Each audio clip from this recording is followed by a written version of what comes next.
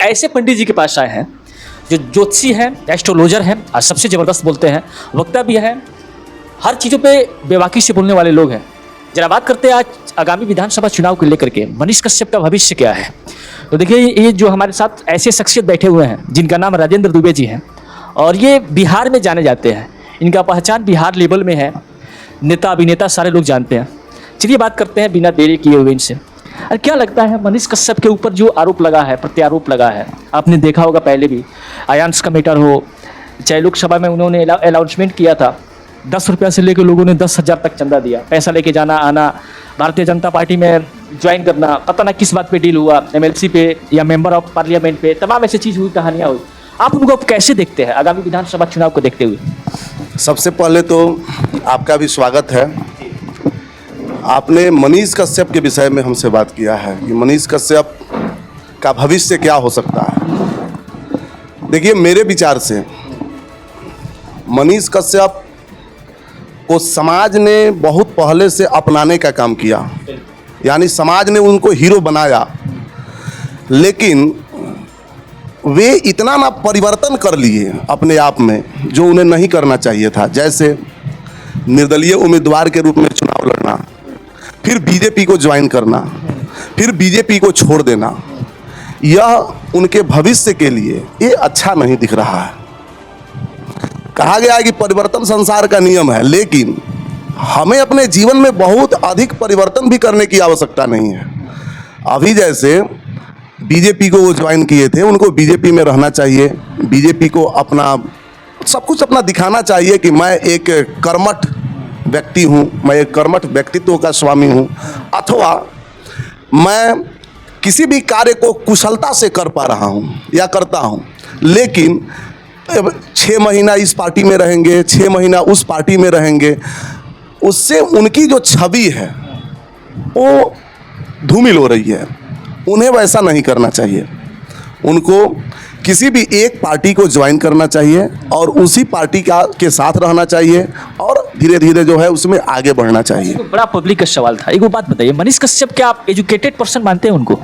देखिए, मैं कई वीडियो इत्यादि उनका देखा हूँ, लेकिन जैसे कुछ दिन पहले एक वीडियो आया था जिसमें उन्होंने कहा था कि तेजस्वी यादव पर उन्होंने बयान अपना दिया था कि तेजस्वी यादव 9वीं फेल हैं, क्रिकेट को बैठा दिए, क्रिकेट को आगे नहीं बढ़ने दिए, वहाँ यानी फ्लॉप कर गए। जहाँ तक उनको उस क्षेत्र में बढ़ना चाहिए उस क्षेत्र में वो नहीं बढ़ पाए।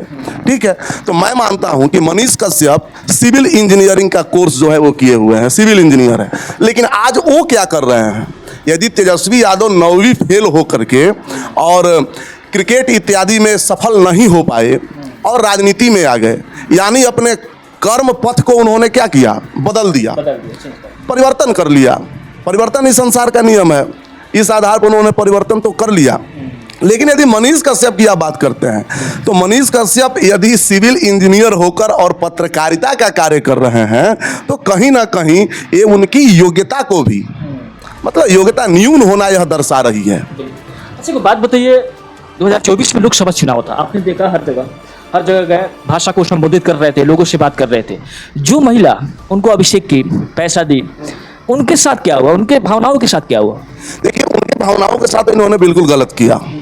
बीजेपी को ज्वाइन किया और फिर बीजेपी को त्याग देना, बीजेपी से अलग हो जाना, यानी उनकी भावनाएं जो थी अब आहत हो चुकी हैं। कहीं ना कहीं यदि वे फिर दूसरी पार्टी से आते हैं, निर्दलीय उम्मीदवार के रूप में आते हैं, तो लोगों का जो एक पूर्व में उनके प्रति विश्वास था, आज वो विश्वास नहीं है। वो चाहे पुरुष वर्ग की बात हो या फिर स्त्री वर्ग की बात हो, कहीं ना कहीं परिवर्तन करके उन्होंने अपने विश्वास को खो दिया है।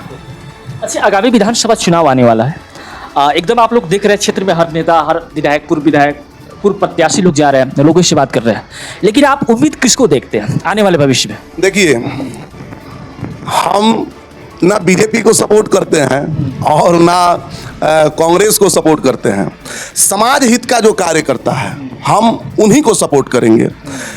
कहीं ना कहीं बीजेपी भी अपने कर्म पथ पर नहीं चल पा रही है, कहीं ना कहीं फेसबुक इत्यादि पर ही वो गतिमान है।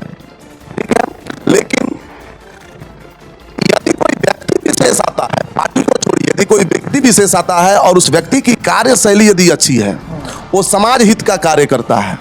वो समाज में दबे कुचले तबके के जो लोग हैं उनका सहयोग करता है। या कुछ बड़े लोग भी हैं लेकिन कुछ आवश्यकता उनको पड़ती है और उस समय जो भी व्यक्ति विशेष उनका साथ देता है तो हम तो उन्हीं का ना साथ देंगे जो व्यक्ति दिन रात हमारे साथ कंधे में कंधे मिलाकर चलने का काम करता है। इसलिए वो चाहे मनीष कश्यप हो, बीजेपी पार्टी हो या कोई पार्टी हो, उस समय हम देखा जाएगा जब कि उम्मीदवार कौन कौन हो रहे हैं और उम्मीदवार का इस समाज में क्या छाप है, कितना सहयोगात्मक दृष्टिकोण उनके पास है, तो उसके अनुसार हम लोग काम करेंगे। बड़ा गंभीर सवाल है, लोगों का सवाल है। एक्चुअली हम लोग चनपटिया में काम कर रहे थे तो कई ऐसा पंचायत है जहाँ पे उप स्वास्थ्य केंद्र नहीं है, हमने जाके देखा। और जहाँ पे उप स्वास्थ्य केंद्र बन रहा है वहाँ पे 50% मिट्टी, बालू, तमाम ऐसे करप्शन चल रहे हैं। अपने आचरण बनवाते समय देखे होइएगा सीओ ने कितना करप्शन किया, ये देख रहे होंगे आप। इस पे क्या कहेंगे?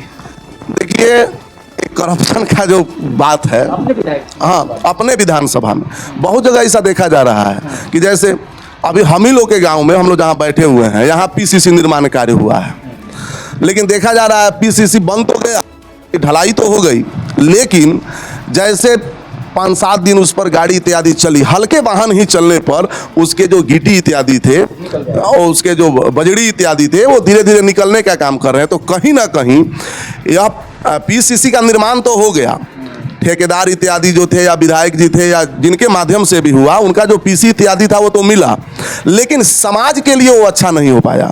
आज हम जा रहे हैं तो देखा जा रहा है कि वो पूरा उजड़ गया है, उखड़ गया है। ठीक है, तो ऐसा नहीं होना चाहिए। यदि सरकार पैसा दे रही है कि आप यहाँ कार्य कराइए और हम नहीं करा पा रहे हैं तो हम दोषी कहीं ना कहीं तो हैं, तो इसमें सुधार होना चाहिए। बड़ा एक पब्लिक का सवाल था, पब्लिक पूछ रहे थे, उनके पास जाइए तो बड़ा सुंदर वक्ता है, उनसे बात कर लीजिएगा। अच्छा, अभी जो मौजूदा विधायक उमाकांत सिंह जी हैं उन पे आरोप लगता है 40% पीसी लेने का, उनका कार्यशैली कैसा रहा है? आपका अनुभव क्या बोल रहा है? देखिए, मैं खुद भुक्तभोगी हूँ। मेरा घर 2 जगह है, एक सिरसिया और दूसरा एक चरंगाहा पंचायत में भी। प्रकाश राय के कार्यकाल में, प्रकाश राय जब विधायक थे उनके कार्यकाल में वहाँ एक GTSNY के तहत एक वहाँ मतलब सड़क निर्माण कार्य जो है वो शुरू करना था, पास इत्यादि हो गया था, फंडिंग उसका हो गया था। ग्रामीण लोगों को इसका पता नहीं चल पाया।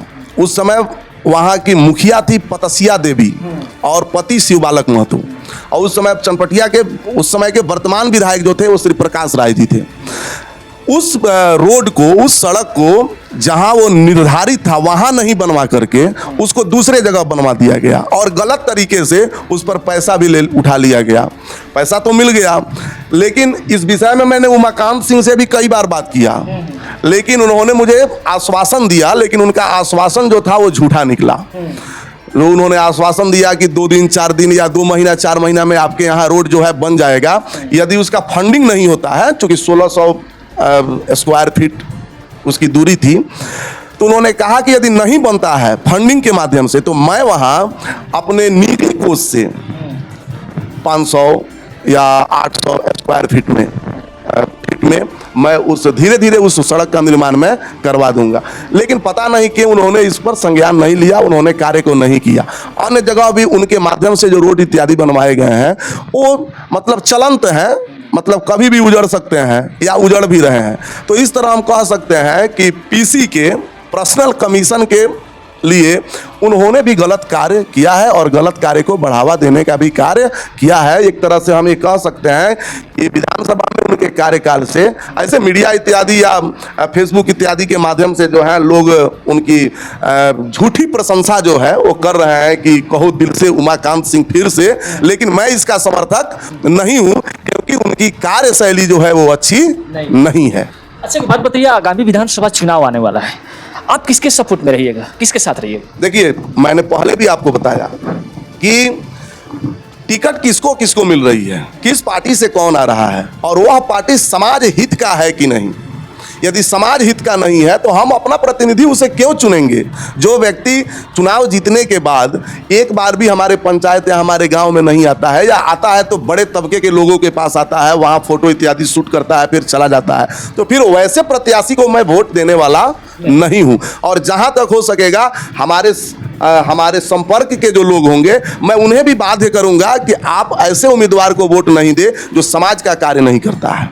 यदि कुम्भ जाति से भी हो, लेकिन वो समाज के विकास का, समाज के हित का कार्य करता है, तो हम खुले मन से, खुले विचार से उसका सपोर्ट करेंगे। अच्छा, एक लास्ट सवाल है, जरा ये पब्लिक जानना चाहती है। बड़ा सुंदर आप किसी भी चीज़ को लेकर के बोलते हैं। अच्छा, इस देश में जाति जनगणना होना चाहिए? देखिए, जातिगत जनगणना तो नहीं होनी चाहिए। देखिए, देश को बांट देने का कार्य जाति पर ही हो रही है। जो भी नेता हो रहा है, कहीं ना कहीं जाति पर ही समाज को बांटने का काम कर रहा है। यानी जातिगत जनगणना होने का मतलब ये है कि समाज और भी बंट जाएगा।